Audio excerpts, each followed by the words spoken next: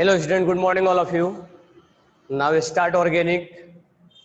तो हमने पिछले क्लास में आपको एल्केन का फॉर्मेशन बताया था, कैसे हम एल्केन बनाते हैं।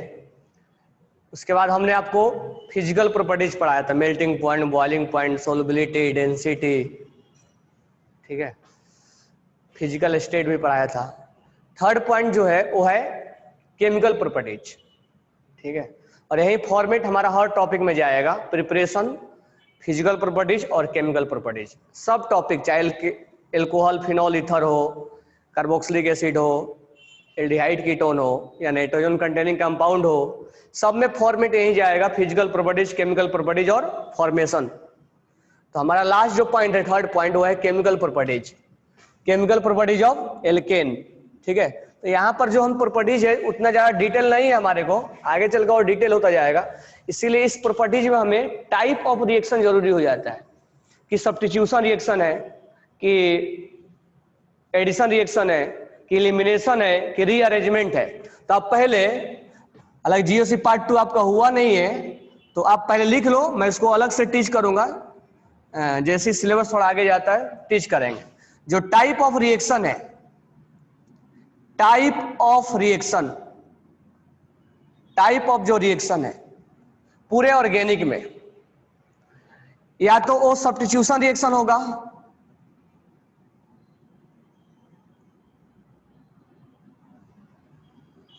सब्स्टिट्यूशन रिएक्शन होगा,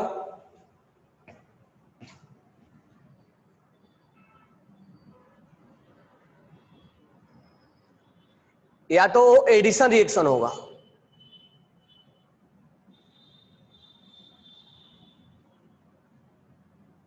या तो एलिमिनेशन रिएक्शन होगा, एलिमिनेशन रिएक्शन, या तो रीअरेंजमेंट होगा। रीअरेंजमेंट सब में आ जाता है,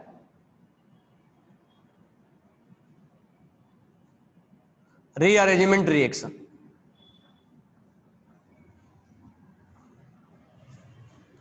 तो मेनली जो जीओसी पार्ट 2 में हम टाइप ऑफ रिएक्शन पढ़ते हैं, सब्स्टिट्यूशन, कोई पार्ट एक सब्स्टिट्यूट हो जाता है, जिसमें हम पढ़ते हैं SN1, SN2, SNI, SNTH, SN benzene, ये न्यूक्लियोफिलिक सब्स्टिट्यूशन है। इलेक्ट्रोफिलिक भी सब्स्टिट्यूशन होता है, इलेक्ट्रोफिलिक, इसके बारे में हम डिटेल बाद में पढ़ेंगे, इलेक्ट्रोफिलिक सब्स्टिट्यूशन।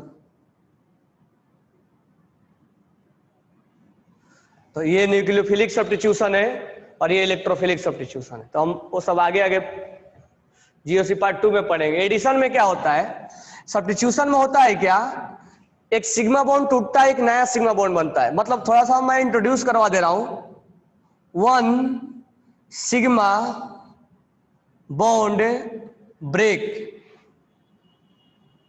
एंड अदर, थोड़ा थोड़ा इंट्रोड्यूस करवा दे रहा हूं, बाद में जब जीओसी पढ़ेंगे तो हम डिटेल में जाएंगे।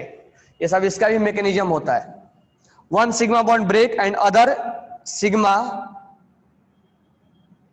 Bond, other new sigma bond, new sigma bond form. Substitution में इतना ही मेन रोल है, एक बॉन्ड टूटता है और एक नया जुड़ जाता है, नया बॉन्ड बनता है। एडिशन में डबल बॉन्ड या ट्रिपल बॉन्ड,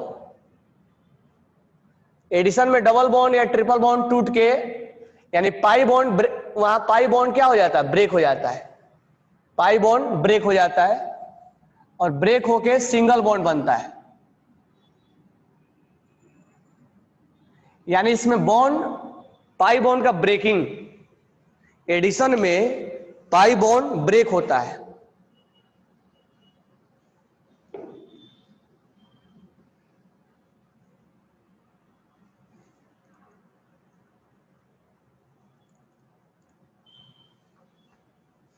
एडिशन में पाई बॉन्ड ब्रेक होता है, in addition pi bond will break और सिंगल बॉन्ड में कन्वर्ट होता है। एलिमिनेशन में डबल बॉन्ड बनता है, formation of double bond, double bond, यहाँ डबल बॉन्ड का फॉर्मेशन होता है। इसमें बहुत अलग अलग आते हैं, E1 E2, तो सब में इलेक्ट्रोफिलिक न्यूक्लियोफिलिक सब में होगा, इसमें भी इलेक्ट्रोफिलिक न्यूक्लियोफिलिक होगा, इसमें भी इलेक्ट्रोफिलिक। रीअरेंजमेंट में कार्बोकैटायन रीअरेंजमेंट होता है, तो ये अलग से हम पढ़ाएंगे। तो रीअरेंजमेंट सब में हो सकता है, इसमें भी हो सकता है, इसमें भी हो सकता है, इसमें भी हो सकता है, ये कॉमन है सबके लिए। तो जब हम जीओसी पार्ट 2 पढ़ेंगे तो एक रिएक्शन का टाइप हम चारों को अलग डिटेल सबका मैकेनिज्म भी पढ़ेंगे, यही हमारा जीओसी 2 में पढ़ना है। उसी में से एक निकल के यहाँ आया हुआ है सब्स्टिट्यूशन रिएक्शन, इसीलिए मैं थोड़ा सा इसको इंट्रोड्यूस करवा दिया। उसी में से यहाँ निकल के आया हुआ है सब्स्टिट्यूशन रिएक्शन। तो सब्स्टिट्यूशन रिएक्शन में हमें यहाँ पर पढ़ना हेलोजिनेशन, नाइट्रेशन, सल्फोनेशन, ये 3 पढ़ने। तो हमारे को अभी जो स्टडी करने एल्केन में वो सब्स्टिट्यूशन रिएक्शन वाला स्टडी करना है, और दूसरा हमें करना है कंबसन, कि जलाने पे क्या बनता है। आइसोमेराइजेशन, तो हम यहाँ आइसोमेराइजेशन के बारे में पढ़ेंगे। पेरोलाइसिस यानी क्रैकिंग, जो हम ऑयल वगैरह बनाते हैं।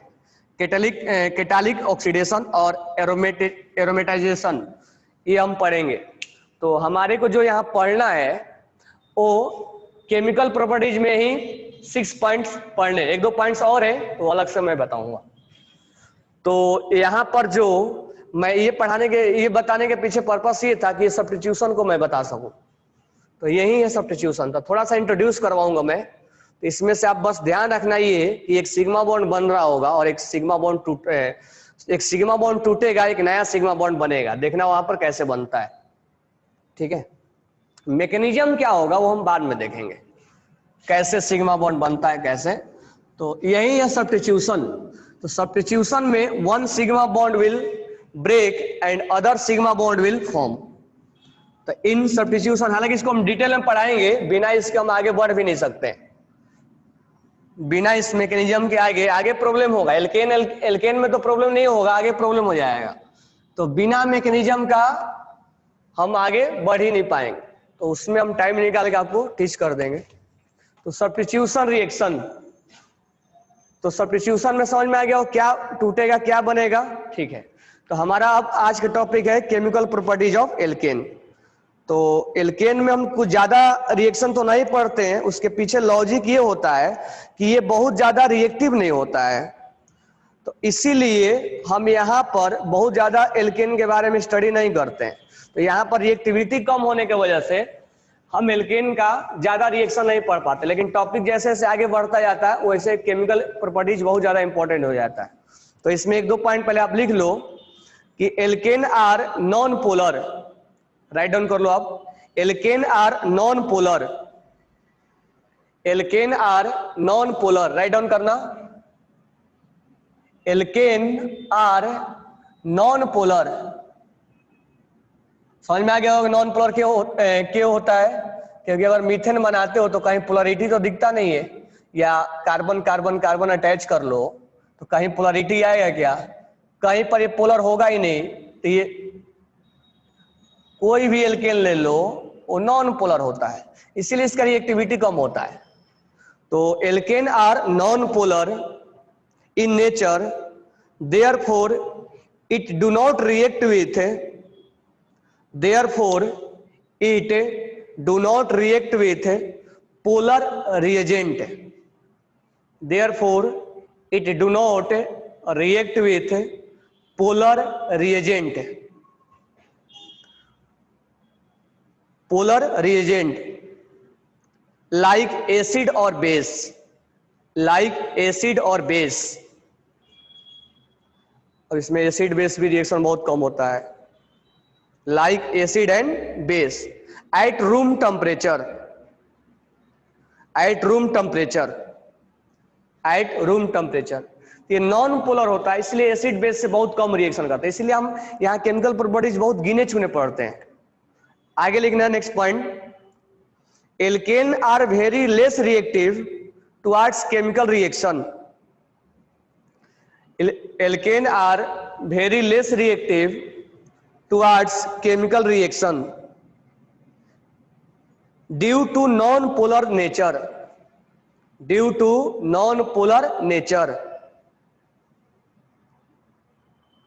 Due to non polar nature hence they are called paraffin. आपको याद होगा क्लासिफिकेशन में मैंने बताया था पैराफिन जो रिएक्टिव कम होता है, लेस इलेक्ट्रोनेगेटिव होता है, paraffin less reactive, hence they are called paraffin, less reactive होता है, that's why it is called paraffin, hence they are called paraffin, which means little affinity towards reaction, which means little affinity, which means little affinity towards reaction, which means little affinity towards reaction, that means less reactive। तो paraffin मतलब little affinity यानी reaction के प्रति वो बहुत कम ही reactive होगा और reactivity will be less. Next point लिखना, the reaction via free radical radiation, sorry the reaction via free radical substitution, the reaction via free radical substitution. अब इसमें हम जो सब्स्टिट्यूशन रिएक्शन करते हो फ्री रेडिकल मैकेनिज्म करते हैं ज्यादा, तो सब्स्टिट्यूशन का भी अलग अलग मैकेनिज्म निकल के आता है, जैसे हमने लिखा था वहां SN1, SN2, SNTH, SNI, SN benzene, बहुत अलग अलग मैकेनिज्म होता है इसका। तो यहाँ पर जो हम मैकेनिज्म मेनली जो पढ़ेंगे वो हम पढ़ेंगे फ्री रेडिकल, यानी इंटरमीडिएट में यहाँ फ्री रेडिकल बनेगा, लेकिन ऐसा नहीं कि हर जगह इंटरमीडिएट में फ्री रेडिकल ही बने। तो the reaction via free radical substitution mechanism, free radical substitution mechanism, hence reaction is also known as, hence reaction is also known as thermal or photochemical reaction, hence reaction is also known as, hence reaction is also known as thermal or photochemical reaction, hence reaction is also known as thermal और photochemical reaction. तो हमें थोड़ा सा substitution reaction से वाकिफ हो रहे हैं। सब्स्टिट्यूशन रिएक्शन में क्या होता है, एक सिग्मा बॉन्ड टूटता है और एक नया सिग्मा बॉन्ड बनता है, वो हम देखेंगे। लेकिन जो मैकेनिज्म फॉलो होगा वो फ्री रेडिकल मैकेनिज्म फॉलो होगा, यानी उसमें कार्बोकेटाइन और कार्बोएनाइन का फॉर्मेशन नहीं होगा, बाद में होगा। लेकिन यहाँ पर जो है ऐसा नहीं कि सब्स्टिट्यूशन में कार्बोकेटाइन और कार्बोएनाइन नहीं बनता, SN1 में बनता है कार्बोकेटाइन, तो यहाँ पर लेकिन फ्री रेडिकल बनेगा। तो हमें चीजें ध्यान में रखना पड़ेगा कि यहाँ पर इंटरमीडिएट में कार्बोकेटाइन का फ्री रेडिकल्स का फॉर्मेशन होगा, और वो फ्री रेडिकल का जो मैकेनिज्म होता है वो सनलाइट के प्रेजेंस में H न्यू दिया जाता है, तो हमें समझ में आ जाता है कि ये रेडिकल्स फ्री रेडिकल्स के या हीटिंग दिया जाता है थर्मल, इसीलिए हम इसको बोलते हैं कि free radical substitution mechanism follow होता है, और इसको हम ये भी बोलते हैं कि थर्मल और फोटोकेमिकल रिएक्शन होता है। ठीक है, तो हम जो सब्स्टिट्यूशन देखने वाले हैं वो हम पहला देखेंगे हैलोजिनेशन। ठीक है, तो आप हेडिंग डाल लो हैलोजिनेशन। तो हम पहला जो यहाँ देखेंगे, अब हमें समझ में आ गया होगा कि केमिकल रिएक्शन बहुत लिमिटेड क्यों पढ़ना है, क्योंकि एल्केन बहुत लेस रिएक्टिव होता है, ये नॉन पोलर होता है। लेकिन हम पहला देखेंगे सब्स्टिट्यूशन, सब्स्टिट्यूशन में हम पहला देखेंगे हैलोजिनेशन। हैलोजिनेशन, तो हम यहाँ स्टार्ट कर रहे हैं हैलोजिनेशन, नाम से ही क्लियर हो रहा है हैलोजिनेशन, यानी एल्केन में हमें कहीं ना कहीं यहाँ पर हैलोजन से रिएक्शन करवा के, यहाँ मैं लिख दूं यहाँ पर एल्केन के बदले में अगर R लिखता हूं RH, ये एल्केन हो गया। RH में अगर हम H2 से रिएक्शन करते हैं तो यहाँ RCl बनता है और यहाँ पर HCl बनेगा। अब यहाँ पर थोड़ा सा हम ये पहले देख लेंगे कि सब्स्टिट्यूशन कैसे है। तो देखो ये RH बॉन्ड है, ये बॉन्ड टूटा होगा और एक नया बॉन्ड बना होगा। जैसे एक एग्जांपल ले लेते हैं CH3, CH4 ले लेते हैं, CH4। अब यहाँ पर हम ले लेते हैं क्लोरीन, Cl और Cl। ये बॉन्ड टूटता है, ये बॉन्ड टूटता है, तो मेन इसी के बॉन्ड के अंदर हम ध्यान देंगे। तो ये सिग्मा बॉन्ड टूटा और टूटने के बाद हम मैकेनिज्म पढ़ेंगे अभी, पहले हम देख लेते हैं कि सब्स्टिट्यूशन कैसे है। White is called substitution. अब ये जो H बना और ये HCl बन जाएगा, तो HCl is by product, main product is that will be main product. तो यहां पर एक सिग्मा बॉन्ड क्या हुआ, ब्रेक हुआ। Here sigma bond will break and here sigma bond, new sigma bond, यहां कार्बन और हाइड्रोजन के बीच में बॉन्ड क्या हुआ, ब्रेक हुआ, और एक कार्बन और क्लोरीन के बीच में एक न्यू सिग्मा बॉन्ड बना, new sigma bond will form. यानी कुल मिलाकर हम ऐसे भी सोच सकते हैं कि इस हाइड्रोजन को हटा के खुद क्लोरीन सब्स्टिट्यूट हो गया, इसलिए इसका नाम पड़ा हुआ substitution. That's why it is called substitution. कोई एक उसमें से कम एटम निकल के क्लोरीन सब्स्टिट्यूट हो गया है। यानी हम इसको दूसरे तरीके में क्या बोल सकते हैं कि एक सिग्मा बॉन्ड टूटता है, दूसरा सिग्मा बॉन्ड बनता है। या दूसरे तरीके से हम कैसे समझ सकते हैं कि एक एटम वहां से रिप्लेस हो जाता है और वहां पर दूसरा कोई एटम सब्स्टिट्यूट हो जाता है। तो that's why it is called substitution reaction. तो ये हमारा हो गया सब्स्टिट्यूशन रिएक्शन। तो that is type of substitution reaction. तो ये क्लियर समझ में आ गया होगा कि व्हाई हैलोजिनेशन या हम सब्स्टिट्यूशन बोलते हैं। ठीक है, तो यहां पर हम पहला समझेंगे सब्स्टिट्यूशन हैलोजिनेशन। तो हैलोजिनेशन का जो मैकेनिज्म जाएगा वो सब्स्टिट्यूशन से जाएगा। ठीक है, तो इतना नोट डाउन करो, फिर हम आगे बढ़ते हैं। तो हम यहाँ हैलोजिनेशन का मैं मैकेनिज्म बता रहा हूं आपको कि ये मैकेनिज्म कैसे होगा। ठीक है, तो यहीं पर मैं ये डायरेक्ट प्रोडक्ट बता दिया आपको, अब मैं इसका मैकेनिज्म बता रहा हूं कि ये मैकेनिज्म क्या होगा। तो पहले मैकेनिज्म बताने के लिए मैं एग्जांपल से ही आपको बता रहा हूं, आरएक्स से नहीं बता रहा हूं। तो मैं यहां पर क्या करता हूं, इसका मैकेनिज्म स्टार्ट करते हैं। अच्छा, एक चीज और लिख लेना आप, अगर यहां मान लो RH है और यहां X2 है, अगर ये एक्सेस में है, ये एक्सेस में है, तो यहां RX बनेगा और HX बनेगा।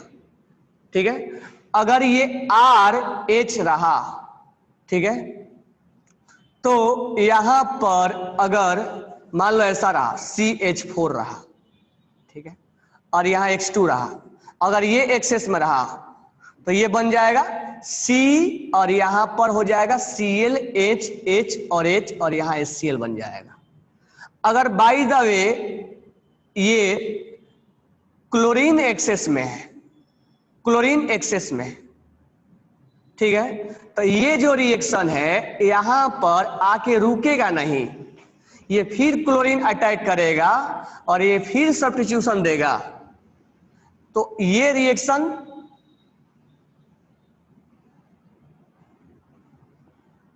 फिर ये क्लोरीन रिएक्शन करेगा और ये आके यहां रिएक्शन जाके स्टॉप होगा। अब नहीं, ये बॉन्ड को तोड़ना आसान बात नहीं है। अब तुम बताओगे यहां तक आके क्यों रुक गया, इसके आगे क्यों नहीं बढ़ा, इसका रीजन आप ढूंढ के मेरे को बताओ। जैसे हमने आपसे बोला, आप पहले क्वेश्चन को समझो, दो पार्ट में हमने डिवाइड किया। पहला पार्ट ये है, तो इसमें हमने CH4 लिया, मैकेनिज्म हम समझेंगे कैसे मैकेनिज्म हुआ है। तो ये हमने मीथेन लिया, क्लोरीन लिया, ये एक्सेस में है और यहां पर एक हाइड्रोजन हट गया है और एक नया क्लोरीन जुड़ गया है, तो दैट इज कॉल्ड सब्स्टिट्यूशन। तो सब्स्टिट्यूशन का मीनिंग तो आसान हो गया, एक सिग्मा बॉन्ड टूट गया, नया सिग्मा बॉन्ड बना, या एक हाइड्रोजन हटा और एक क्लोरीन जुड़ गया, ये HCl प्रोडक्ट यहीं पर रुक गया। तो ये एक्सेस में था।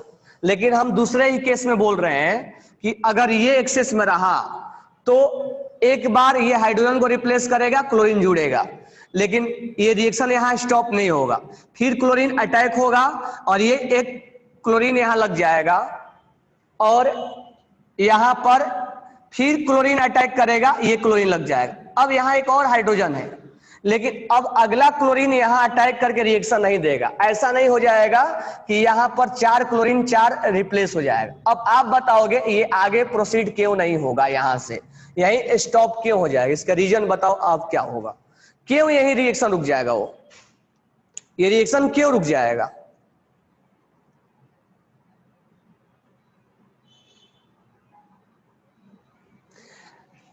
हाइड्रोजिनेशन सब्स्टिट्यूशन, हाइड्रोजिनेशन भी सब्स्टिट्यूशन में होता है। Hydrogenation is also a type of substitution. H minus attack करता वहां हाइड्रोजिनेशन में, वो बताएंगे। मैं इसलिए उसमें डिटेल में नहीं जा रहा हूं कि इसको मुझे जीओसी पार्ट 2 में पढ़ाना है, इसलिए मैं वेट कर रहा हूं थोड़ा सा।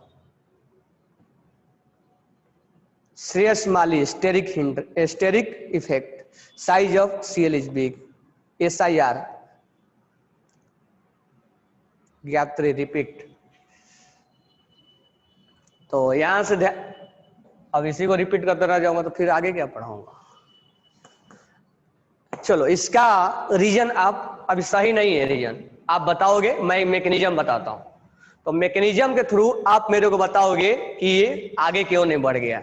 अब ये क्लोरीन वाला स्टेरिक हिंड्रेंस वाला वो सही नहीं है, उसके पीछे वो भी सही है लेकिन और इसके पीछे एक और लॉजिक है, तो आप बताओगे मैकेनिज्म देख के, ठीक है। तो इसको रिवाइज कराने के बदले मैं दूसरा क्वेश्चन पे रिवाइज करवा दूंगा, ठीक है। अब देखो इसको ध्यान से, अब पहले हम मैकेनिज्म देख लेते हैं, ठीक है। मैकेनिज्म जब देख लेंगे तो हम थोड़ा बहुत ये भी समझ में आ जाएगा कि सब्स्टिट्यूशन, मैं तो उसी में बताते चले जाऊंगा कि सब्स्टिट्यूशन कैसे हुआ और सब्स्टिट्यूशन में कौन सा मैकेनिज्म फॉलो हुआ। तो यहाँ इंटरमीडिएट में क्या बना, तो मैं एक एग्जाम्पल से आपको बता रहा हूं। तो CH4 ले लिया हमने, CH4 ले लिया। मैकेनिज्म ध्यान से देखोगे क्योंकि मैकेनिज्म के ऊपर क्वेश्चन पूछा जाता है, कैसे क्वेश्चन पूछेगा मैं बताऊंगा। यहां हमने क्लोरीन ले लिया और यहां रिएक्शन में H न्यू दिया जाता है। H न्यू मतलब ये रिप्रेजेंट करता है एनर्जी, एटॉमिक स्ट्रक्चर में हमने पढ़ा है energy equal to H nu, यानी लाइट के प्रेजेंस में रिएक्शन हो रहा है या हीटिंग दिया जाता है। तो देखो ये रिएक्शन होता कैसे, ध्यान से सुनना। तो ये रिएक्शन, पहला चीज तो आप इस बात पे ध्यान दोगे कि ये रिएक्शन सब्स्टिट्यूशन कैसे है, सब्स्टिट्यूशन कैसे, ये सब्स्टिट्यूशन कैसे और इंटरमीडिएट में क्या बन रहा है। इंटरमीडिएट में कार्बोकेटाइन बन रहा है, कार्बोएनाइन बन रहा है या रेडिकल्स बन रहा है, ये दो चीजें आप विशेष ध्यान दोगे और इसके स्टेबिलिटी के बारे में सोचोगे। यानी जब मैं मैकेनिज्म बताऊंगा तो आपका फोकस 3 पॉइंट होना चाहिए।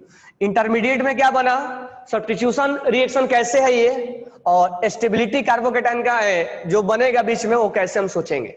तो देखो जैसे लाइट के प्रेजेंस में या हीटिंग करते हैं तो ये अपना रिएक्शन स्टार्ट कर देता है। ये जैसे ही दिया जाए तो सोच लेना कि ये यहाँ पर फ्री रेडिकल मैकेनिज्म होने वाला है, यानी इसमें हम फ्री रेडिकल इंटरमीडिएट में बनने वाला है। तो एक चीज हमें क्लियर हो गया कि फ्री रेडिकल बनने वाला जैसे लाइट के प्रेजेंस में देगा।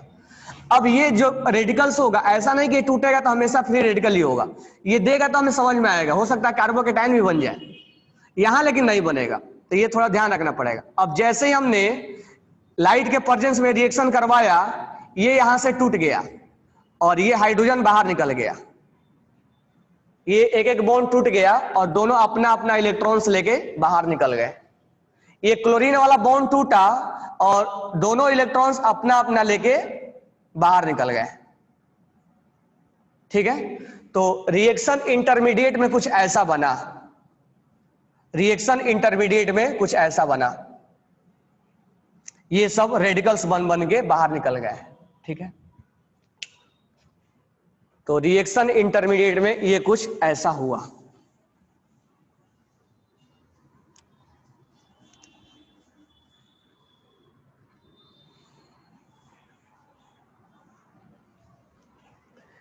तो रिएक्शन इंटरमीडिएट में क्या बना, रेडिकल, ये तो क्लियर हो गया। अच्छा, हम यहां रेडिकल का स्टेबिलिटी चेक करेंगे, यानी एक चीज हमें समझ में आ जाएगा कि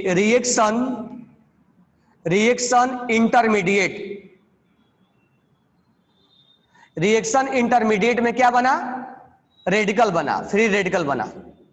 अच्छा, फ्री रेडिकल क्या होता है, फ्री रेडिकल क्या होता है, इलेक्ट्रॉन डिफिशियंट होता है, इलेक्ट्रॉन्स की कमी होती है इसके पास, तो ये इलेक्ट्रॉन डिफिशियंट होता है। अब जब इलेक्ट्रॉन डिफिशियंट होता है तो ये क्या चाहता है कि जो ग्रुप लगा रहे उसको इलेक्ट्रॉन्स देने वाला लगा रहे ना, उसको हेल्प करने वाला लगा रहे। यानी अगर फ्री रेडिकल बना तो यहां जो ग्रुप लगा हुआ है, जो ग्रुप लगा हुआ वो इलेक्ट्रॉन्स देने वाला हो, मतलब उसका दोस्त हो, दुश्मन नहीं हो। और देखो इसीलिए क्लोरीन कुछ ऐसा हो रहा था, क्लोरीन इसका दुश्मनी निकाल रहा है, ये क्लोरीन खींचने का काम करता है, तो ये जल्दी से रेडिकल्स में बनेगा ही नहीं, ठीक है, जल्दी से यहाँ रेडिकल्स में बनेगा ही नहीं, ठीक है। तो यहाँ पर ये चीज फॉर्म ही नहीं होगा।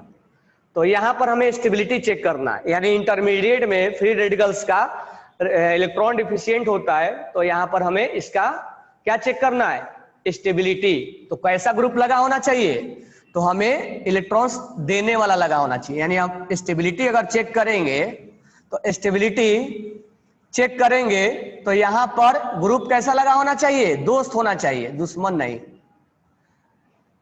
तभी तो ये जल्दी यहां से यहां सफर तय करेगा।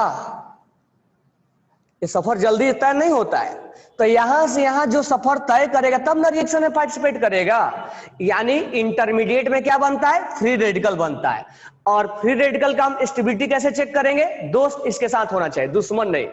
तो यहां पर ये जो ग्रुप लगा हुआ है उसके बारे में चेक करेंगे। अगर यहां पर स्टेबिलिटी मिलेगी तो यहां से यहां आएगा, अगर स्टेबिलिटी नहीं होगी तो नहीं आएगा, यानी वो रिएक्शन में धीरे धीरे पार्टिसिपेट करेगा, यानी उसका रिएक्टिविटी कम हो जाएगा। तो ये कुछ इंटरमीडिएट में हमें इस तरह से बना। अब हमारा इंटरमीडिएट में जब ये बना था तो अब ये एक Cl- इससे टकराएगा, ये भी रेडिकल था और ये भी रेडिकल था। अब ये दोनों रेडिकल्स आपस में कंबाइंड हो जाएंगे और ये इलेक्ट्रॉन्स मिलके एक बॉन्ड का फॉर्मेशन कर लेंगे। तो बॉन्ड का एक नया सिग्मा बॉन्ड बना, तो यहां न्यू सिग्मा बॉन्ड का फॉर्मेशन हुआ। तो एक पुराना वाला सिग्मा बॉन्ड जो CH वाला सिग्मा बॉन्ड टूट गया था और एक नया CCl वाला बॉन्ड फॉर्म हुआ, इसलिए इसका नाम क्या पड़ा, सब्स्टिट्यूशन। यानी इस Cl को हटा के, इस हाइड्रोजन को हटा के खुद Cl क्या हो गया, सब्स्टिट्यूट हो गया। तो इसीलिए इसको हम बोलते हैं सब्स्टिट्यूशन रिएक्शन। तो ये सब्स्टिट्यूशन समझ में आ गया।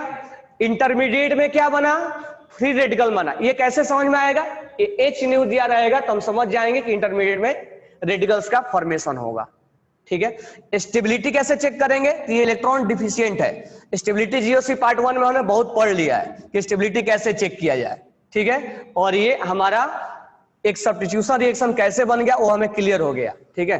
अब इसमें चेन टर्मिनेट वाला हम आगे बताते हैं, कैसे प्रोपोगेट करेगा, कैसे चेन टर्मिनेट करेगा। लेकिन ये इसका मैकेनिज्म है, ये इसका क्या है, मैकेनिज्म, ठीक है। अब ये बताओ कि जो हमने एक्सेस वाला लिया था, तो मुझे ये बताओ कि ये वाला हाइड्रोजन तोड़ के ये क्यों नहीं बन रहा था। अब बताओ मेरे को कि ये वाला हाइड्रोजन क्यों नहीं बन रहा था। तो देखो इसका रीजन क्या, ये जब टूटेगा तो यहां पर क्या बनेगा, रेडिकल।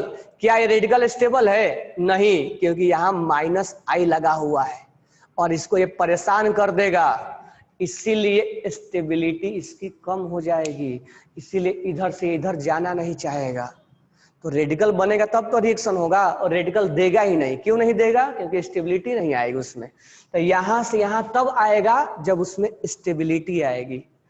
तो पहले आप मैकेनिज्म को समझो, इसके बाद हम इसके ऊपर क्वेश्चन बनाते हैं अभी, ठीक है। तो एक दो डाउट भी ले लेते हैं। तो नाउ एक क्वेश्चन के थ्रू हम देखते हैं। क्वेश्चन नंबर 1 है ये, अब Cl2 है, H न्यू है, ये है Cl2 H न्यू है, ये है Cl2 H न्यू है, Cl2 है H न्यू है। इसमें आपको प्रोडक्ट लिखना है, और प्रोडक्ट लिखने के बाद एक आंसर आ भी गया। प्रोडक्ट लिखने के बाद हमें ये चीज देखना है कि रिएक्शन फास्ट कौन देगा। तो प्रोडक्ट क्या होगा, अब देखो ध्यान से। तो प्रोडक्ट यहां पर, अब मुझे बताओ कार्बन और हाइड्रोजन वाला बॉन्ड टूटेगा या कार्बन और कार्बन वाला टूटेगा। तो हमारा आंसर होगा कार्बन और हाइड्रोजन वाला टूटेगा, ठीक है। थोड़ा सा ये जल्दी ब्रेक होगा।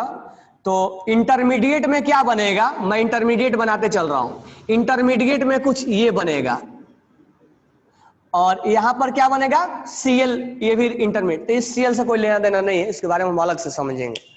तो इंटरमीडिएट में कुछ हमें ये बना, यहां से ये वाला बॉन्ड टूट गया और यहां से हाइड्रोजन निकल गया और ये दोनों रेडिकल्स बन गए। यहां वाला भी बॉन्ड टूट गया और ये रेडिकल्स बन गया, ये दोनों।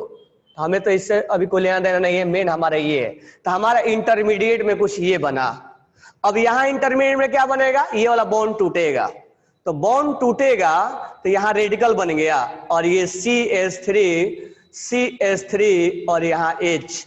अब यहाँ देखो, अब यहाँ हम GOC का यूज करेंगे। यहाँ ये बॉन्ड तोड़ दो, यहाँ रेडिकल बना और यहाँ हाइड्रोजन बना, और यहाँ वाला बॉन्ड तोड़ दो, यहाँ रेडिकल बना और यहाँ हाइड्रोजन बना। यही हमारा इंटरमीडिएट में बना। तो इंटरमीडिएट में रेडिकल्स का फॉर्मेशन होगा। तो ये है रिएक्शन, शॉर्ट में लिख रहा हूं मैं, रिएक्शन इंटरमीडिएट। केमिकल काइनेटिक्स में भी पढ़ा हमने इंटरमीडिएट क्या होता है, जो बीच में ही बनता है, बीच में ही क्या हो जाता है, कंज्यूम हो जाता है, कंज्यूम हो जाएगा। अब क्या होगा, अब अगला जब ये बनेगा तब क्लोरीन इस पे अटैक मारेगा। जब ये बन के तैयार हो जाएगा तब ये क्लोरीन क्या करेगा, अटैक मारेगा, Cl रेडिकल। तब ये बॉन्ड दोनों जाके क्या हो जाएंगे, जुड़ जाएंगे, तो ये Cl बन जाएगा। तो इस तरह से हमारा प्रोडक्ट का फॉर्मेशन हो गया है। तो एक सिग्मा बॉन्ड टूट गया और एक नया सिग्मा बॉन्ड बना, या हाइड्रोजन का जगह कौन ले लिया, क्लोरीन। तो that is called substitution reaction. Substitution reaction, that is called substitution reaction. अब सब्स्टिट्यूशन रिएक्शन में इंटरमीडिएट में क्या बना, फ्री रेडिकल। तो इन सब्स्टिट्यूशन रिएक्शन में इंटरमीडिएट में फ्री रेडिकल का फॉर्मेशन हुआ। तो सब्स्टिट्यूशन रिएक्शन में फ्री रेडिकल फॉर्म हुआ इंटरमीडिएट में। इंटरमीडिएट में फ्री रेडिकल्स का फॉर्मेशन हुआ। तो इसका जो मैकेनिज्म होगा ये, अब ये बॉन्ड जुड़ जाएगा और यहां से Cl बन जाएगा। अब यहां पर हमने प्रोडक्ट तो लिख दिया, प्रोडक्ट हमारा बन भी गया। अब हमें इसमें चेक करना है रिएक्टिविटी। तो रिएक्टिविटी जब हम चेक करेंगे तो रिएक्टिविटी मैकेनिज्म बिना पढ़े नहीं समझ में आएगा। अब हमें चेक करना है रिएक्टिविटी, यानी कौन रिएक्शन में पार्टिसिपेट कर रहा है। तो यहां से यहां बनना आसान नहीं है, क्योंकि ये कार्बन, और मैं कई बार बोला हूं कि कार्बन और कार्बन का बॉन्ड तोड़ना और कार्बन और हाइड्रोजन का बॉन्ड तोड़ना बिल्कुल आसान नहीं है। तो यहां से यहां बनने का जो सफर है वो जल्दी कौन तय करेगा, जो तय करेगा यही युद्ध का मैदान है जिसमें सब लड़ रहे हैं। ये रिएक्शन फास्ट होगा क्योंकि दोनों में परेशानी है। ये बोलेगा हम परेशान हैं, इलेक्ट्रॉन जल्दी से रिएक्शन हो जाएगा। तो ये रिएक्शन पर जल्दी से फास्ट होगा। तो हमारा फास्ट जब रिएक्शन होगा, तो हमने आपको केमिकल काइनेटिक्स में पढ़ाया है कि रिएक्शन जब फास्ट होता है तो वो उस रिएक्शन के स्पीड को नहीं बताता है, रिएक्शन के स्पीड को बताएगा स्लो वाला। तो this one is slow step और दिस वन इज, ये जब रिएक्शन करेगा और ये बनेगा तो ये फास्ट है, ये फास्ट है, ये रिएक्शन फास्ट हो रहा है, दोनों परेशान है तुरंत। ये तो अच्छा खासा स्टेबल था, ये तो अनस्टेबल बन रहा है ना। तो एक स्टेबल से अनस्टेबल में जा रहा है तो धीरे धीरे जाएगा, स्लो स्लो जाएगा, स्लो स्लो जाएगा ये। अब ये क्या होगा, ये फास्ट होगा, ये फास्ट होगा। तो एक रिएक्शन के स्पीड को बताने के लिए फास्ट वाला स्टेप कभी नहीं चुना जाता है। अब ये वाला स्लो है, धीरे धीरे। अब इनमें कौन जल्दी जाएगा, तो जल्दी उसमें वही जाएगा, तभी तो रिएक्शन फास्ट होगा। तो जो स्टेबल होगा, तो यहां पर हमें स्टेबिलिटी चेक करना पड़ेगा। अब यहां हमें फ्री रेडिकल्स का स्टेबिलिटी चेक करना है। तो फ्री रेडिकल का जब हम स्टेबिलिटी चेक करेंगे तो हम फ्री रेडिकल के बारे में क्या पढ़े थे, फ्री रेडिकल का स्टेबिलिटी हमें GOC पार्ट 2 GOC से हम कनेक्ट कर देंगे, GOC 1 से। ये इलेक्ट्रॉन डिफिशियंट होता है और ये ग्रुप इसको देने वाला लगा हुआ है, हाइपर बोल लो या +I बोल लो, ठीक है। और यहां से ये देने वाला लगा है। हाइड्रोजन के बारे में तो हम ज्यादा कमेंट नहीं करेंगे, वो देगा नहीं, और ये दे रहा है। तो इसमें तो देने वाला कोई है नहीं, तो अच्छा खासा इसको स्टेबिलिटी मिल रही है, यानी ये इसके दोस्त है। तो इसमें ये बोल रहा है कि हम बॉन्ड तोड़ देंगे जल्दी, क्योंकि हमें थोड़ा सा यहाँ स्टेबिलिटी फील हो रही है। तो ये बोला कि हम अगर इसको छोड़ भी देंगे, बॉन्ड तोड़ भी देंगे, तो हमें यहाँ अच्छा खासा स्टेबिलिटी फील हो रही है, यानी कि तुरंत इस मैदान में लड़ने के लिए आ जाएगा, तुरंत ये युद्ध करने लगेगा यहां से। यानी इसमें सब स्लो तो होगा, लेकिन ये सबसे जल्दी इसमें आएगा। जब जल्दी आएगा क्योंकि इस पे प्लस आई लगा हुआ है। और इसका अगर हम तीनों में स्टेबिलिटी के बारे में बात करें तो which one is more stable, तो स्टेबल के बारे में बात करें कि कौन कार्बोकेटाइन कौन फ्री रेडिकल स्टेबल है, तो स्टेबिलिटी के बारे में बात करें तो 1 2 3 4 यानी 4 रिश्ते हैं। कहीं ना कहीं जीओसी हमें टच कर गया, हमारा जीओसी हमारा यहीं पर यूज हो गया, माने मैकेनिज्म में हमें जीओसी हमने यूज करवा दिया। तो यहां पर ये ज्यादा स्टेबल है। अब बोलोगे सर स्टेबल भी है और रिएक्टिव भी है। हाँ, यहां से यहां आने में उसने जल्दी सफर तय किया है तो तुरंत रिएक्शन कर जाएगा। तो हमें अगर रिएक्टिविटी देखना है तो रिएक्टिविटी इज 1 2 3 4। अब ये कैसा क्वेश्चन है कि स्टेबिलिटी भी 1 है और रिएक्टिविटी भी 1 है? नहीं, मैं ये नहीं बोला स्टेबिलिटी कार्बो यहाँ रेडिकल्स का देखा जा रहा है। यहां से यहां जाने का सफर किसने जल्दी तय किया है? जो स्टेबल होगा वही सफर तय करेगा। मेरा एक दोस्त है, अगर मैं उसको छोड़ के स्टेबल हूं तो मैं जल्दी से उसको छोड़ दूंगा, ठीक है, हालांकि छोड़ूंगा नहीं उसको, लेकिन ये अगर इसको तोड़ना है और तोड़ के स्टेबल हो रहा है तो ये जल्दी से रिलीज कर सकता है, क्योंकि सबको तो इस मैदान में आना ही है लड़ने, तो ये फास्ट आएगा। तो यहां पर स्टेबिलिटी जिसका ज्यादा आएगा वही लड़ने जल्दी आएगा। तो याद रखना कि इंटरमीडिएट में जो स्टेबल होता है उसका ही रिएक्टिविटी ज्यादा होता है। याद रखना इस चीज कि इंटरमीडिएट में जो ज्यादा स्टेबल होता है वही ज्यादा रिएक्टिव भी होता है, वही, क्योंकि ये अटैकिंग फास्ट होगा। इसमें कोई, इससे हम डिसाइड नहीं करेंगे कौन जल्दी अटैक करे, ये डिसाइडिंग फैक्टर है यहां से यहां कौन जाएगा। तो ये हमारा कहीं ना कहीं इसमें जीओ से टच कर गया। अब इसमें हम क्या करेंगे, ये इससे जुड़ जाएगा और एक नया सिग्मा बॉन्ड बना, ये रेडिकल और ये रेडिकल दोनों मिलके एक बॉन्ड बना दिए।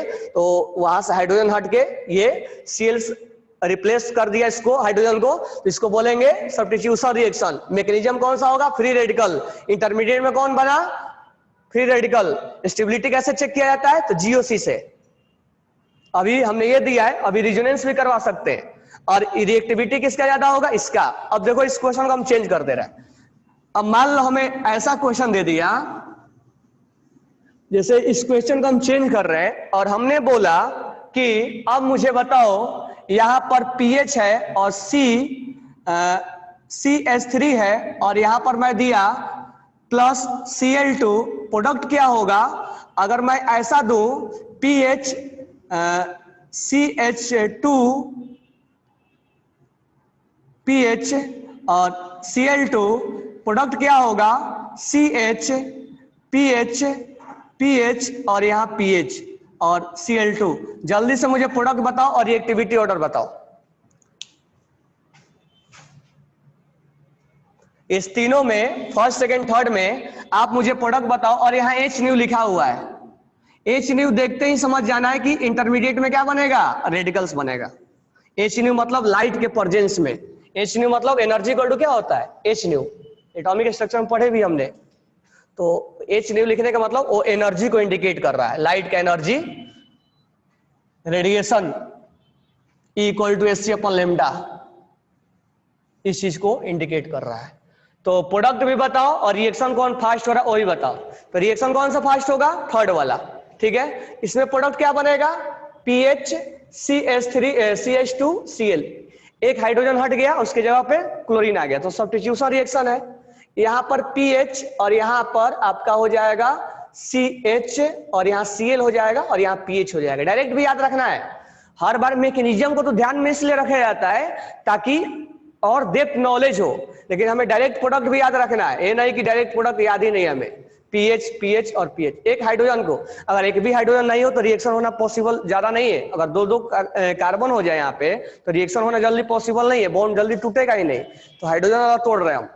अब देखो ध्यान से, रिएक्शन का प्रोडक्ट तो ये बना, अब हम बीच में इंटरमीडिएट बना रहे हैं, तो यहाँ इंटरमीडिएट में लिख रहा हूं।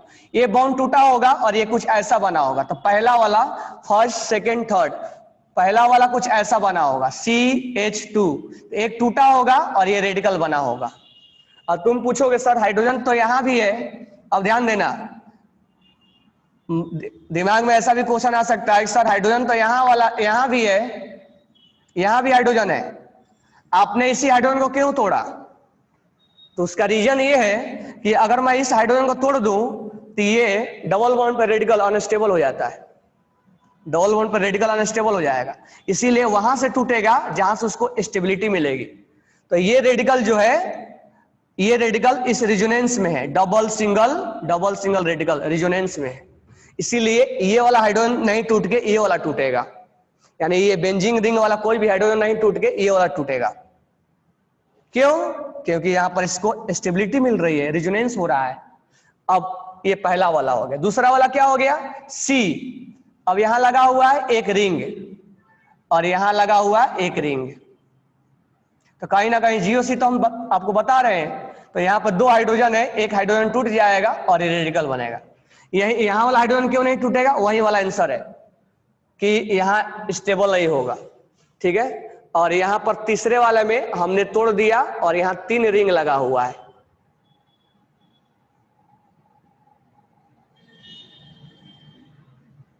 अब हमें यहां चेक करना है किसका स्टेबिलिटी ज्यादा है, बरोबर है।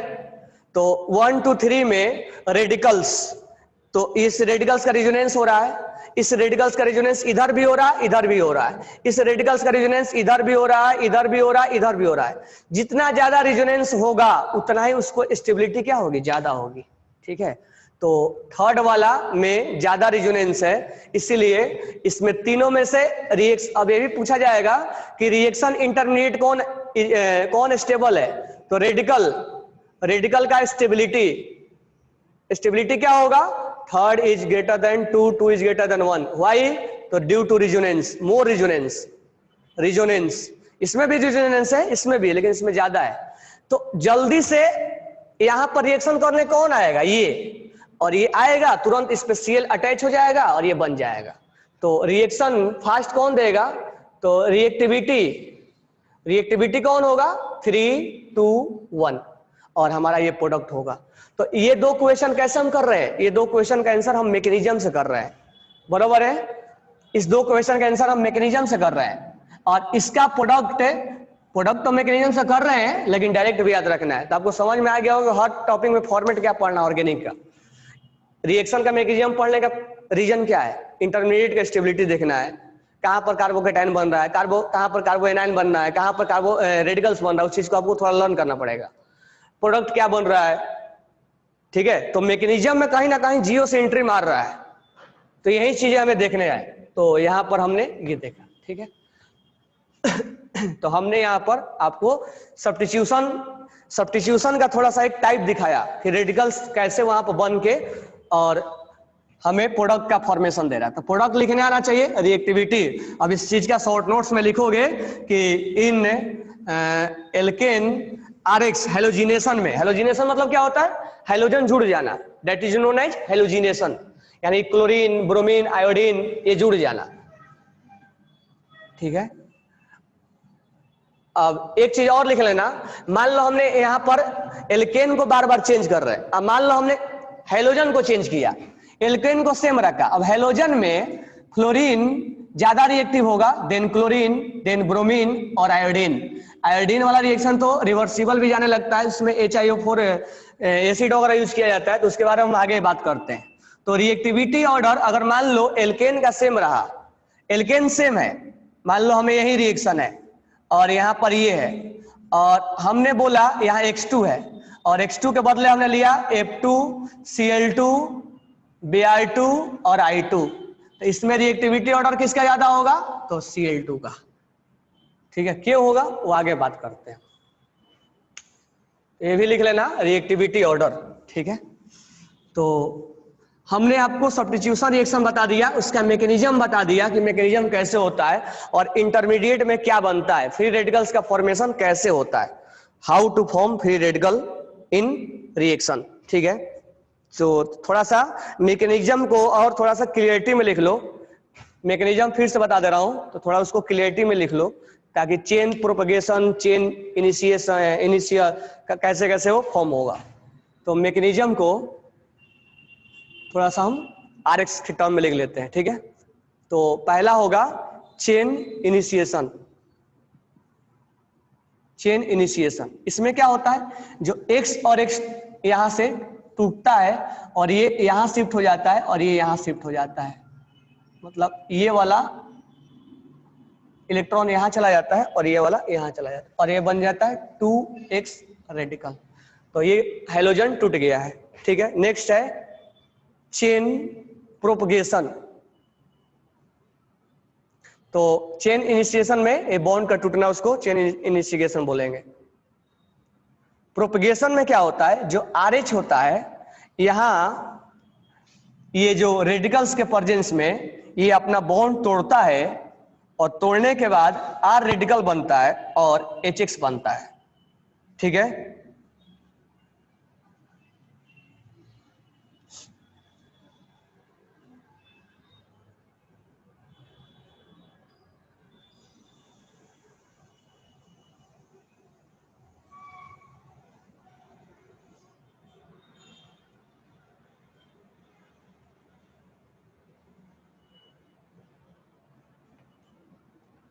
ये होगा RDS, रेट डिटरमाइनिंग स्टेप, यानी यही इंटरमीडिएट में फ्री रेडिकल का फॉर्मेशन होगा। यानी कि हमें जब स्टेबिलिटी रिएक्शन वगैरह चेक करना होगा यही से हम चेक करेंगे।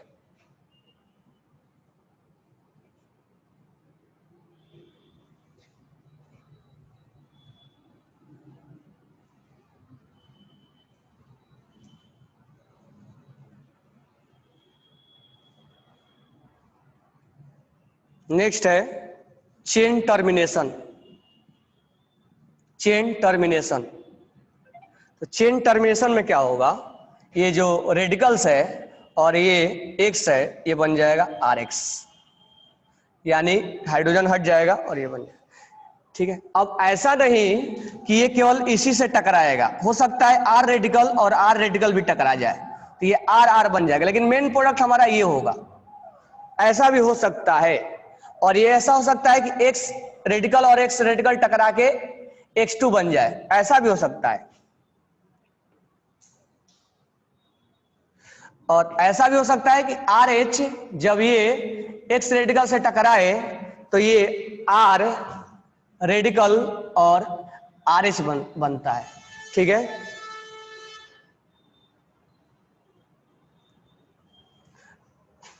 तो यहां पर जो हम देखेंगे ये जो होता है ये मोस्ट प्रोबेबल होता है, मोस्ट प्रोबेबल होता है, नॉट प्रोडक्टिव, मतलब ज्यादा बनने की चांसेस ये से होते हैं। ठीक है, यानी रेडिकल्स बनना और RX से जुड़ जाना यही हमारा ज्यादा चांसेस, मतलब इसमें मेन प्रोडक्ट यही होता है। यहां से चेन टर्मिनेट हो जाता है। चेन टर्मिनेट होना मतलब स्टॉप हो जाना, रिएक्शन स्टॉप हो जाता है, वहीं रुक जाता है। चेन टर्मिनेट कर जाता है, वहीं रिएक्शन स्टॉप हो जाता है।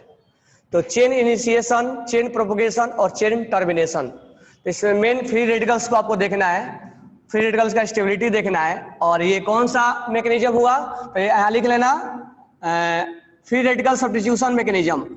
फ्री रेडिकल, क्योंकि इंटरमीडिएट में फ्री रेडिकल बना, free radical substitution, free radical substitution reaction mechanism, free radical substitution reaction mechanism, ये आपका नाम है इसका मैकेनिज्म का। रेडिकल बना, सब्स्टिट्यूशन हुआ, और आपको इंटरमीडिएट में स्टेबिलिटी चेक करना पड़ेगा, और यही आपका डिसाइडिंग फैक्टर होगा रेट ऑफ रिएक्शन का। Rate of reaction, rate of reaction कैसे डिसाइड करें, जहां RDS मिल जाए that will be rate determining step, वही रेट को बताता है। और यहां से यहां जाने में जो सफर जल्दी तय करेगा वही उस रेट को बताएगा। यानी यहां पर हमें रेट ऑफ रिएक्शन यहां पर चेक करना पड़ेगा, stability of radicals, stability of radical.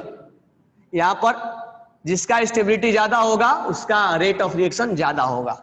तो इंटरमीडिएट में हमें ये चीजें बना। ठीक है,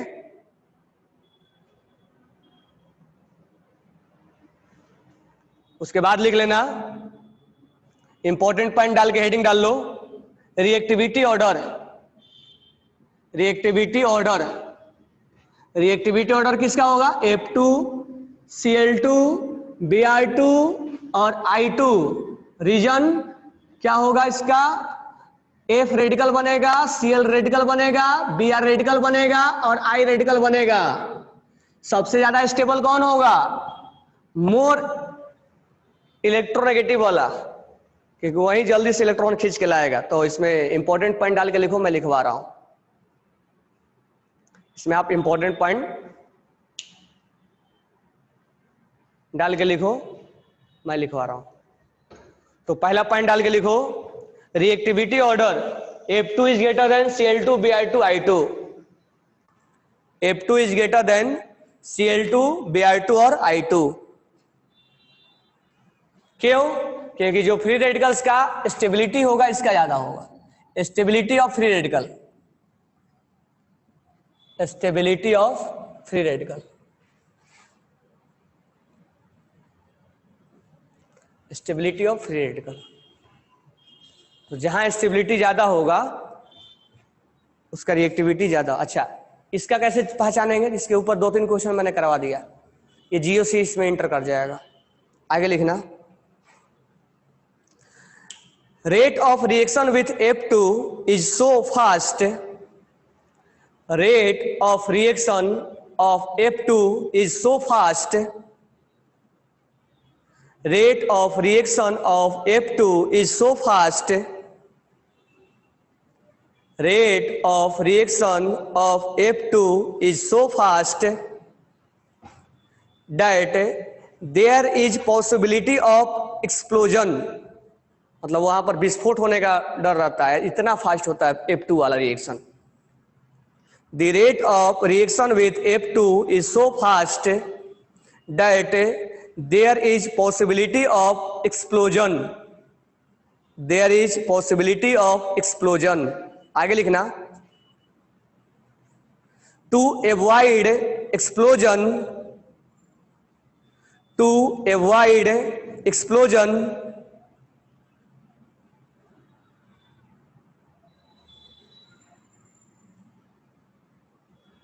to avoid explosion,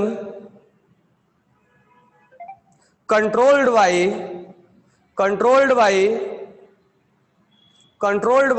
O2 or adding inert gas like xenon N2, controlled by O2 inert gas like xenon N2,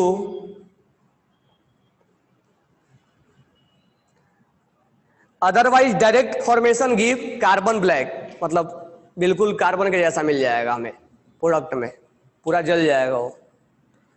direct formation में गिव कार्बन ब्लैक।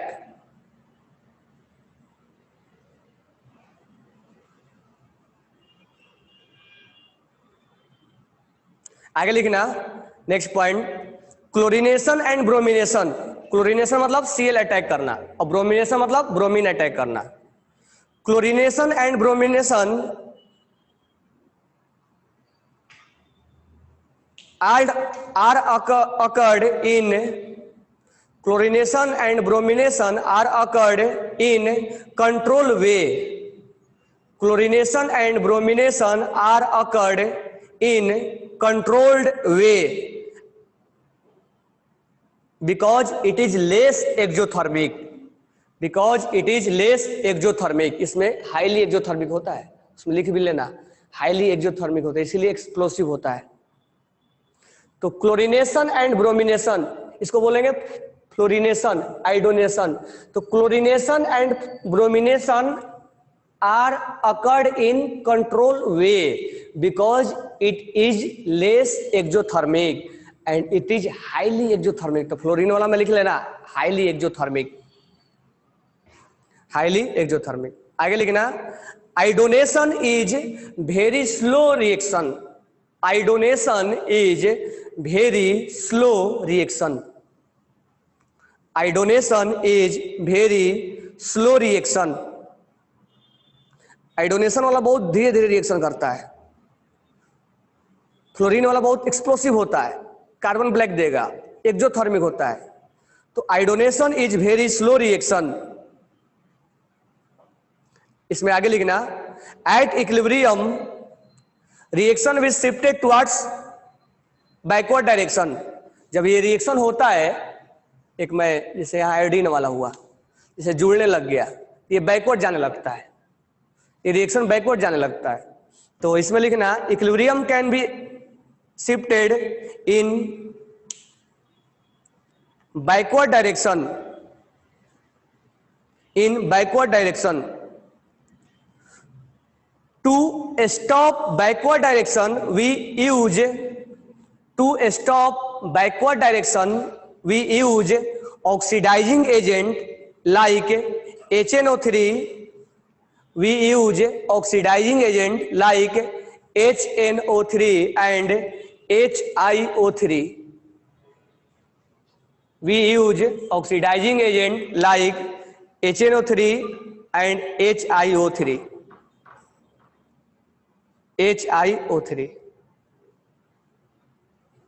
तो इसका मैकेनिज्म आपको समझ में आ गया। तो कल मैं आपको आज क्लोरीनेशन पढ़ाया, कल सल्फोनेशन नाइट्रेशन पढ़ाने में टाइम नहीं लगेगा, तो कल केमिकल प्रॉपर्टीज हमारा एंड हो जाएगा। थोड़ा जल्दी एंड करके हम क्या करेंगे, जीओसी पार्ट 2 वाला थोड़ा मैकेनिज्म स्टार्ट भी करते रहेंगे इसी में, ताकि वो भी जानना जरूरी है। वो टॉपिक पढ़ने के पहले अगर आप पढ़ लेते हो तो आपको बहुत आगे टॉपिक में हेल्पफुल हो जाएगा, बाकी चीजें समझने में आसान हो जाएगा। Okay, thanks to all.